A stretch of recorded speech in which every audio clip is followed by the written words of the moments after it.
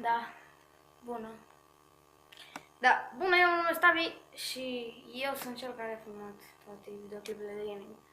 Uitați, eu m-am gândit să fac un videoclip special în care să vă spun vouă dacă voi vreți să fac vlog sau gaming, da? Eu își prefer vlog că, na, nu știu, tabletele mele și filmez mai bine. Da, și dacă vă place, nu uitați, puneți și voi acolo un like, ăia doi care vă uitați la mine. Da, nu uitați, întotdeauna când vă uitați la vlogurile mele să nu mă criticați. Și eu am făcut cea mai mare prostie. Dar numele meu este Tavi, în primul rând așa mă strigă toți și sper că vă place ce fac eu, poate că mă strădui foarte mult. Da, mă strădui foarte mult și bă, ce nu știu bine mult. Așa. Așa. Pe mă strădui foarte mult și niciodată n-am putut. Da, niciodată n-am vrut să zic că n-am putut, dar am 2 abonați și nu o să mă lăs. Pentru că știu că ăia mă vizionează și îmi dă like. Dar sper că o să vă placă noul meu videoclip și dacă nu vă place, o să mă las de YouTube. Da. Și uitați, vedeți monton și uite, uitați-vă ce m-a lăsat lung. Și pe aia trebuie să mi las așa. Da? Ceva de genul. Așa. Sau, nu știu, așa mă lăsă. Da. Da.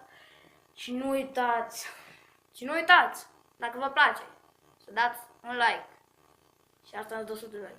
Și ok, eu zic să nu facem chestia asta cu videoclip informativ, că frate, nu vă pasă că vă place de mine, câți ani am eu sau... În primul rând am 13 ani. Și în al doilea rând am voie să fac YouTube. Și în al treilea rând sunt super promoții la EMAG. Da, asta nu așa de serie. Și în al treilea rând, uitați. Vedeți? Ăsta e biletul. Ups, stai. Ceva de genul. Vedeți biletul? Ok, nu prea vedeți că... Da, filmează bancul. Și ghiciți, dacă voi știți să-mi spuneți în comentarii ce îi ăsta. Hai, deci cam așa. Ei, na. Uitați-vă și înăuntru că nu știu. De exemplu, uitați. Vedeți ceva de genul fața. Da, și spatele e așa ceva. E ceva instrument. Asta e singurul indiciu. Și nici, nu uitați niciodată și niciodată. Da. Dacă știți ce e asta?